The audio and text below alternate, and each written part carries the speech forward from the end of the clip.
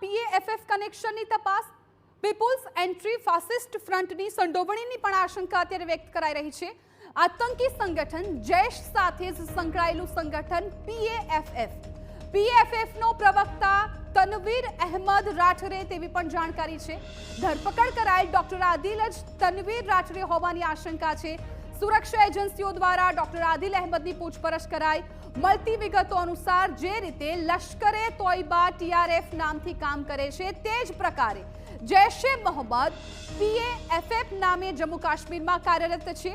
પીએએફએફનો પ્રવક્તા તનવીર અહેમદ રાઠરે હોવાનું સામે આવ્યું છે, જે દરેક હુમલા બાદ સુરક્ષા દળો પર પ્રેસ રિલીઝ કરતો હતો। જો કે સુરક્ષા એજન્સીઓને ઘણા સમયથી શંકા હતી કે તેનું સાચું નામ નથી અને પ્રેસ રિલીઝ કરનાર વ્યક્તિ કોઈ ડોક્ટર કે સાયકોલોજિસ્ટ હોઈ શકે છે। તપાસ એજન્સીઓને શંકા છે કે અનંતનાગથી ઝડપાયેલ ડોક્ટર આદિલ અહેમદ જ તનવીરના નામે પ્રેસ રિલીઝ કરતો હશે।